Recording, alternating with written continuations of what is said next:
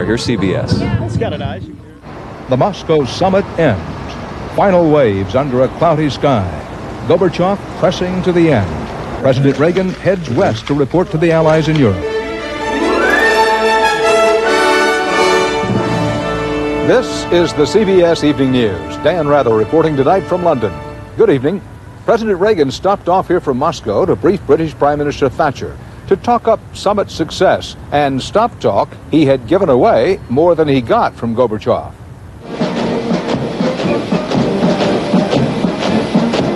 It rained on their goodbye. A drizzly end to the fourth Reagan-Gorbachev summit that had been marked by bright sunshine, sparks on human rights and arms control, and no breakthrough on either one. After 5 days of Reagan-Gorbachev summitry, they said goodbye much as they said hello. The same setting, ornate St. George's Hall inside the Kremlin. The same combination. Reagan warm, Gorbachev sparring. I think you understand we're not just grateful to both you and Mrs. Gorbachev, but want you to know we think of you as friends. Our dialogue has not been easy, but we mustered enough realism and political will to overcome obstacles. It has, however, so far been moving much more slowly than is required by the real situation. Gorbachev kept pushing even after Mr. Reagan was gone. He hosted a 3-hour town meeting and forum, including political activists from the United States. TV coverage more than welcome. Gorbachev still bristling about talk of Soviet human rights abuses. This is our business. We shall not accept any advice as to how we should run our own affairs. And on board Air Force One, wheels up and out of the Soviet Union, White House Chief of Staff Howard Baker tried to emphasize to reporters that while Gorbachev pushed, President Reagan stood his ground. The selling of the summit now going global, full speed ahead. Secretary of State Schultz to NATO headquarters in Brussels, Defense Secretary Carlucci to Tokyo, and President Reagan here to London. He took some ceremonial time and tea with the Queen. He was also here to see his old friend and ally, Margaret Thatcher. Ronald Reagan on his way home to cement his place in history. Perhaps not an end to the Cold War, but a turning point for the Cold Warrior. My summit reporting partner Charles Kuralt stayed on in Moscow today to see what we and the president left behind. When the Balalaika band leaves, you know the party's over. The television crews coiled their miles of cable and wheeled their cases away. And when President Reagan waved his last goodbye, the room attendants in our hotel waved back. The debate over lofty issues which went on behind closed doors over there in the Kremlin now comes back here to the streets. Gorbachev? I don't know. We've lived through a lot of general secretaries. They all talk a lot. These guys are trying to perestroika us. They should perestroika themselves. And what about you, sir? Is Gorbachev doing a good job? Ha, he said. My ideas about that are going to stay right in my head. He says Reagan talks about freedom of religion. Who cares? Only 1% of the people believe in God. You're crazy, somebody says. I'll show you statistics. We have 20 million communists and 50 million believers. What about free immigration, we asked. I'm all for it, he says. There should be open borders. Why, there's free travel now, except to the West. And who can afford to go to the West? In the West, you got to have bucks. After this summit, he says, I think the two countries will make progress on disarmament, but not on human rights. The two governments just look at things differently, that's all. I was shocked, he says, that some foreign journalist asked Gorbachev about removing Ligachev from the Politburo. Such questions are improper, and on such a day. The journalist who asked such a rude question should have to pay for it. That's what I think. And some Moscow hippies sang a protest song.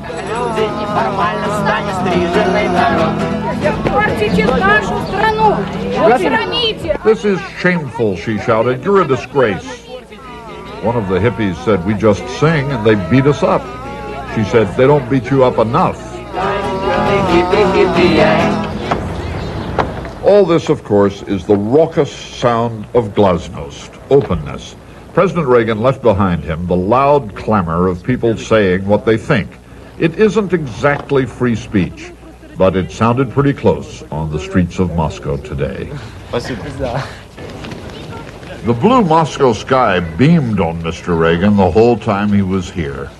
Just as he left, the clouds moved in, and a downpour doused the cobblestones of Red Square. And the bright celebration of the last few days came to a soggy end.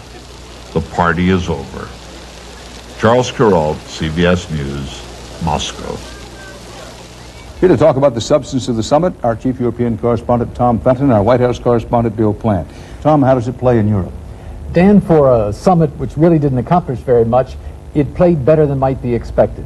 Europeans, after all, live next to the Soviet Union. Anything that helps improve relations between the United States and the Soviet Union makes Europeans rest a little easier.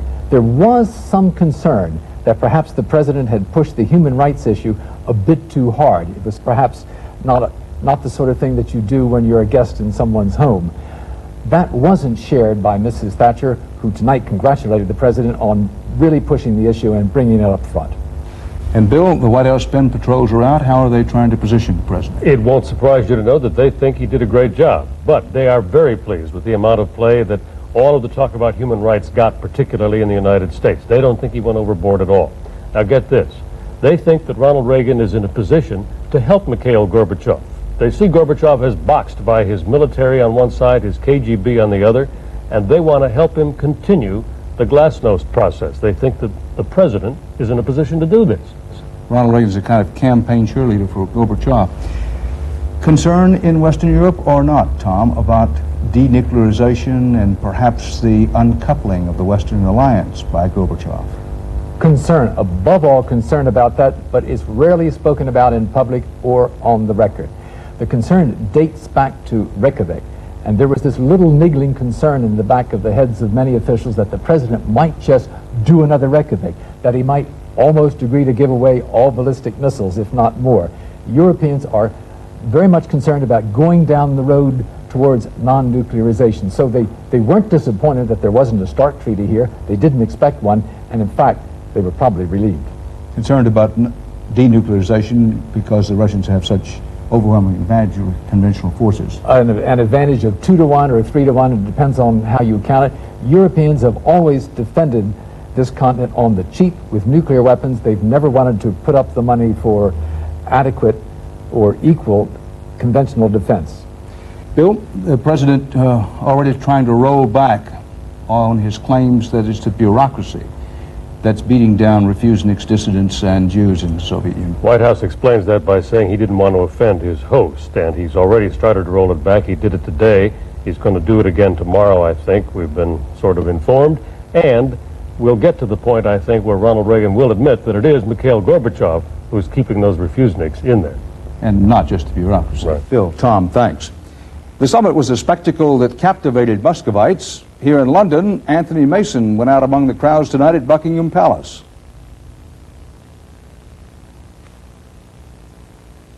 Will you lay this piece of track for me? That's the... You have to take your place early if you want to witness even a small piece of history. You have to wait a little longer, stretch a little higher. President Reagan doesn't come to tea at the Queen's house every day. You have to press your face up to the palace gate for a glimpse of the man who only this morning was making history in Moscow. Maria from Italy was watching. I cried. Yeah? I said, Godspeed. And when I heard that he was in London, I said, I must go to Buckingham Palace and see him. He's in the one with the little flags, Mike. Yeah. Are you sure? He's in the second one. They're going real slow. Go get a picture of him. Hundreds of home movie screens, hundreds of holiday photo albums were waiting. They will start their scrapbooks with that one perfect snapshot of Ronald Reagan giving a gorgeous smile. All smile, all 88. I ran out of film just as he was coming. There weren't many disappointments. Sure, you know who the president is, one mother reassured her daughter. You saw him in Madame Tussauds Wax Museum. 3 hours, we were waiting for 3 hours. It was worth every bloody minute. He's marvellous, isn't it? He looked marvellous. He's still a film star. He's still handsome, isn't he? What do I think I got? Yeah. I think I got the flags on the limo. And I think I got, I didn't get Nancy Reagan. My friends got her picture, but not me. I'm getting yours, though. And Maria from Italy got hers, too. One brief glimpse of history. Oh, he's a lovely man, wonderful man. I think he's terrific. His smile. Anthony Mason, CBS News, London. We'll be back later with more from London. Coming up next, Bob Schieffer in New York with today's other major stories.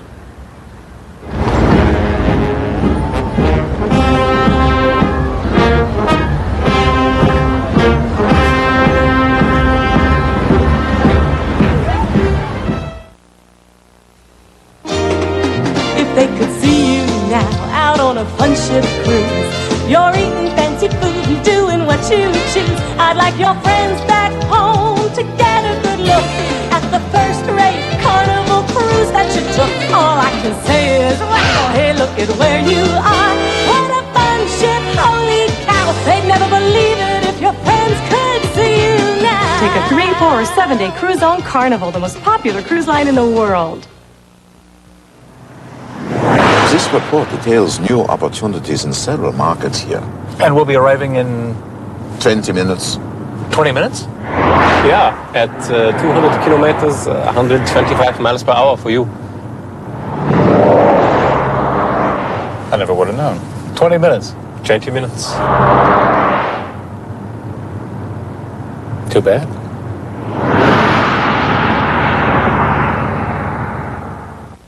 X-Lax presents a gentle guarantee. A guarantee that X-Lax works gently by 8 a.m. when taken at bedtime or your money back. A promise you can count on. X-Lax, guaranteed complete relief by 8 a.m.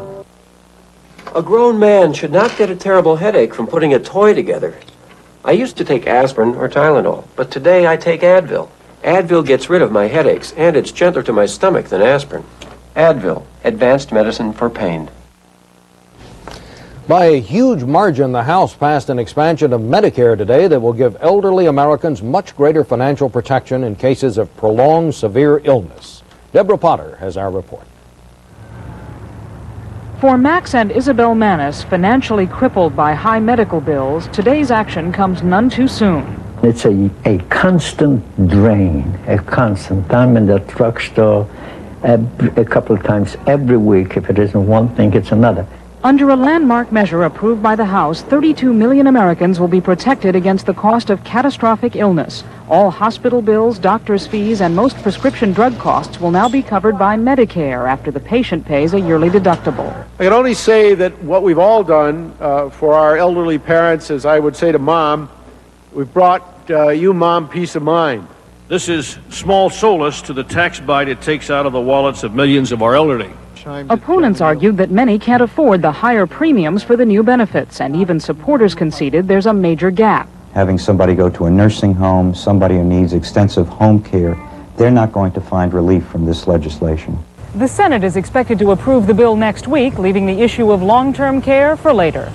Deborah Potter, CBS News on Capitol Hill. Just one day after a panel of scientific experts blasted the Reagan administration's performance in battling AIDS, the president's own AIDS task force weighed in with new criticism. Medical correspondent Susan Spencer with that. The head of the president's AIDS commission urged President Reagan to declare AIDS a national public health emergency. The system, for whatever reason, has failed and is not working well, and we better get on it.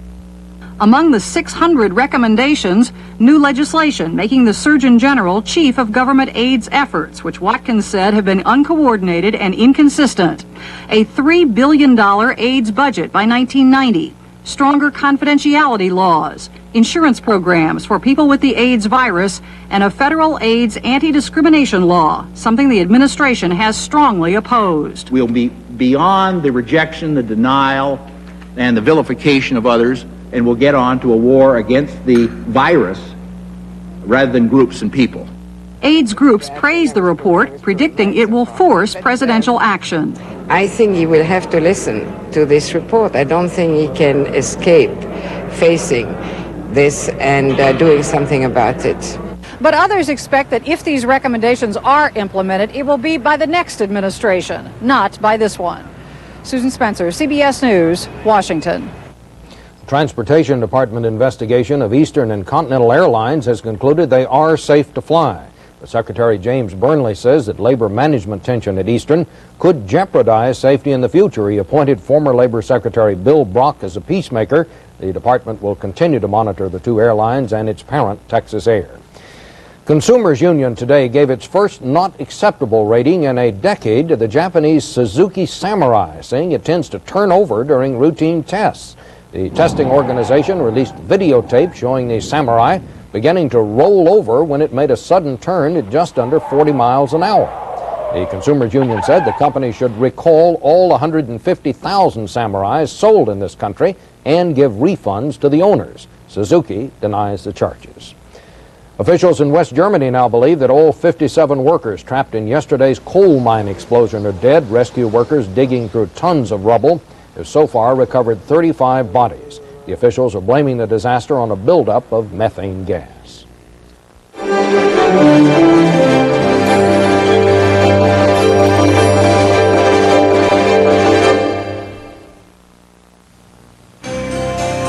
Something unexpected will tear Peggy Moore away from her gardening. Pain. Her body's not as limber as it used to be, and even a simple move can slow her down. That's why her next move is to Metaprin. Metaprin has the same medicine as Motrin, and nothing's proven faster for relief of back pain or any kind of pain. It's also gentler to your stomach than aspirin. Metaprin works fast when you haven't got time for the pain. It's Lobster Fest time at Red Lobster. We know what you love the most. At our Lobster Fest, we do lobster best. No one else even comes close. From $8.95, kids just 99 cents. Have a tempting lobster trio, Mornay, if you're in the mood. La, la, la. Our tails are the best at our Lobster Fest. We know how you love seafood. Now Friday, Saturday, and Sunday, lobster and shrimp trio just $11.95. Now for indigestion, gas, introducing new extra strength Malox Plus. It neutralizes more than any leading antacid and dissolves gas. Nobody does as much as new extra strength Malox Plus. Oh no. Uh-oh. Spills clean up fast with the cordless Hoover Double Duty. Dry spills and wet spills too. The Hoover Double Duty. It eats, drinks, and makes a great gift. While the president has been meeting with Soviet leader Gorbachev, the vice president has been holding his own summit, mapping strategy for the fall campaign, and his friends say it has been a time of straight talk. He has to get out there and articulate presidential issues and give us an idea of what a Bush administration would be like. That's the first priority, but during meetings at Bush's spectacular summer home in Maine, the Bush team has also decided to start immediately to chip away at the record of Michael Dukakis. They'll paint the so-called Massachusetts economic miracle as the Massachusetts mirage. If Mike Dukakis can't manage the good times of the last 5 or 6 years constructively, how can he deal with the tough issues at the federal level? To economic advisors, Bush repeated he won't raise taxes, but as for how he'll reduce the deficit, he will take his cue from Dukakis. No specifics until after the election. And he brushed aside suggestions that a drop in the polls means he must overhaul his image. No way, he says. What you see is what you get. You're not going to see any drastic change in campaign plan. We've got a game plan. We're staying with it. It will be effective. He's an enormously competitive man and a guy that likes a battle. And so I think he's at his best right now. He's not depressed at all. In fact, I don't think he thinks the polls mean too much at this point in time. His advisors concede, however, that being seen as more than just a loyal vice president is still Bush's major problem. So much so that sources say Bush turned down an opportunity to barnstorm across the South with the president, the feeling being the president would simply overshadow him. Dukakis, by the way, withdrew today from a scheduled debate in California with Jesse Jackson. He flew home to Boston to be with his wife Kitty, who will undergo surgery tomorrow for 2 slipped discs in her neck. The Postal Service says it's hired a new company formed by Texas billionaire H. Ross Perot to find ways to cut costs and stretch out the intervals between the increases in stamp prices. The service would like to limit such increases to just one more before the year 2000. Well, in Washington today, the last word in the National Spelling Bee went to 13-year-old Ragashri Ramachandran, Carmichael, California. Up to 9 million children 15 years old or younger competed in local tournaments around the country, and 200 finalists showed up in the nation's capital this week. Then it was left to the California youngster to spell elegiacal. Elegiacal. E-L-E-G-I-A-C-A-L.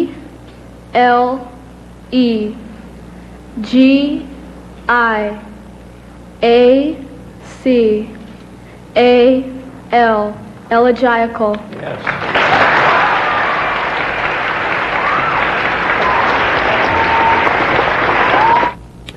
All English teachers will know this, of course, but for the rest of us, elegiacal is a noun, the name of a kind of poetry. In a moment, back to London and more from Dan Rabbit.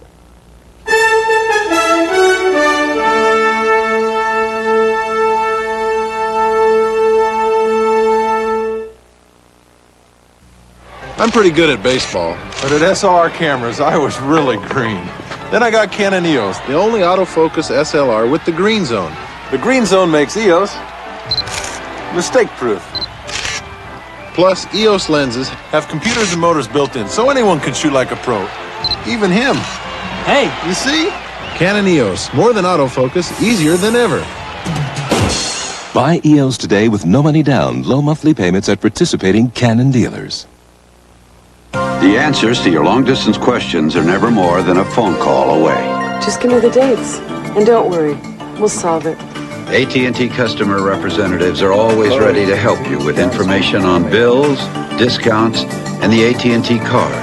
And you can call on their experience 24 hours a day.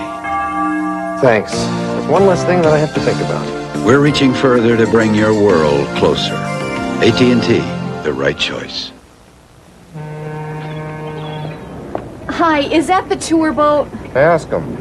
Is that the sightseeing boat? Afraid not. We're all They're All American Family Publishers millionaires. Yeah, all of us. Gee, there are so many of you. More multimillionaires than any of the sweepstakes. The one with my picture. It could make you rich, too. Just like us. $10 million rich. Well, how about me? You may be next. Hurry, enter before June 30th.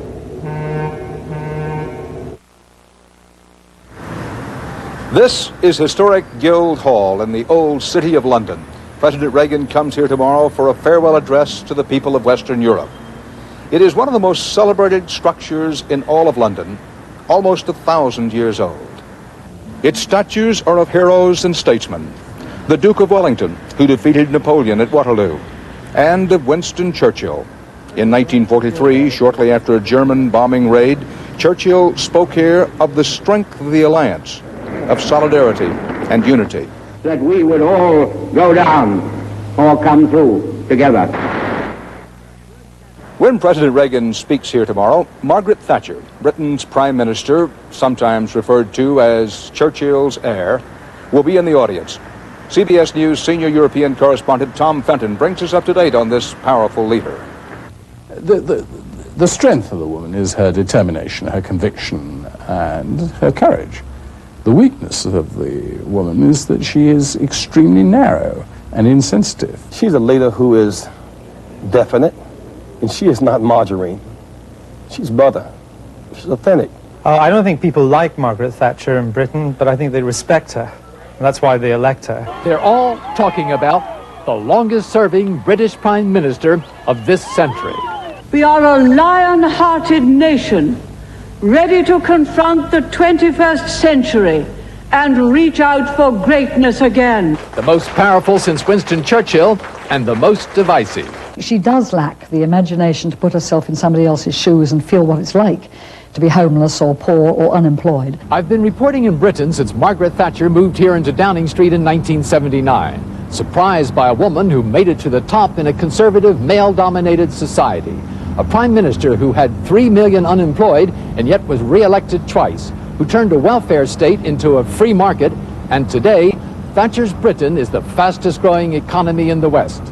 domestically, she has turned around a country which seemed to be going into long-term terminal decline, industrial sclerosis, over-powerful trade unions. Her cry to the nation is, up with your socks. Pull up your socks, Britons, which after a bit gets a bit wearying. A single-minded determination has been the secret of her success. Mrs. Thatcher leads, she commands, she likes to argue, and she likes to win. She really stands alone. She likes to stand alone. She doesn't like to be contradicted. She believes that she's right.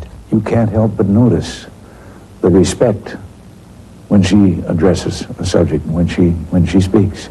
She sees herself as the leading lady on the world stage, playing opposite Reagan and Gorbachev. She remained, as it were, faithful to Ronnie while conducting a constructive flirtation with Mikhail. If there was a leader of the alliance, it would be Maggie Thatcher and not Ronald Reagan. She was the leader of the alliance. She was the leader. She has a little-known, warm, feminine side. Everybody I've spoken to says that personally she's actually rather kindly. She's somebody who remembers to ask after, how is your daughter? Did your son get through his exam? How's your uncle? In fact, this remarkable woman defies simple description. Dominant, bossy, formidable, alarming, dogmatic, tart, obstinate, enthusiastic, wearying.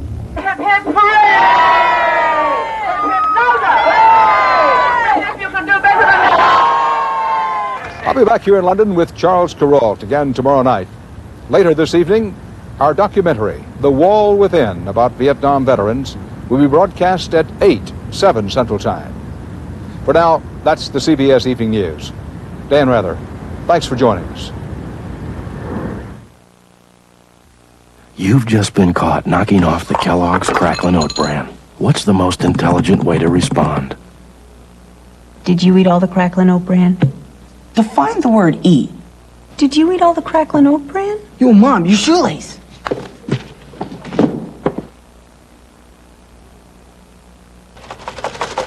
Did you eat? Yeah. With the crunchy sweet taste of Kellogg's Cracklin' Oat Bran, an open box is an empty box. It's a brand new day. Now here's a special coffee to get you on your way. It's Taster's Choice Colombian Select with half the caffeine. Get a full cup of flavor with only half the caffeine. The kind of coffee you'll savor from all Colombian beans. Colombian Select, rich, real coffee with half the caffeine. A full cup of flavor, only half the caffeine. Taster's Choice Colombian Select. Dear John, I have a new love. So sweet, so rich. New chocolatey Black Forest cake from Weight Watchers. Dreamy cherries, creamy topping. I've gone for more. Love, Lynn. Captain, this itchy rash is driving me crazy. Why didn't you use the Cord-Aid? Cord-Aid goes beneath the skin to actually heal itches and rashes. You know, itches and rashes won't last if you use Cord-Aid first.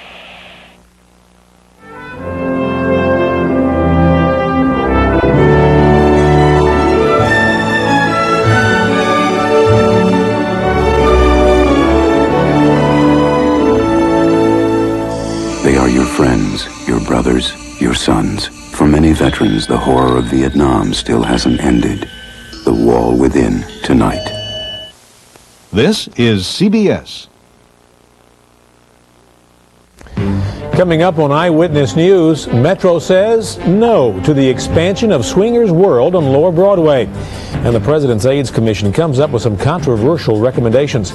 Plus, Nashville throws its biggest party ever. We'll have a series of reports on summer lights and much more coming up next on Eyewitness News. Stay with us. Save during the tent sale at Team Toyota in Gallatin. Great savings on your new Toyota at Team Toyota, Camrys, Corollas, Tercels, even trucks. Hurry while the supply lasts. Team Toyota in Gallatin. You're on the go and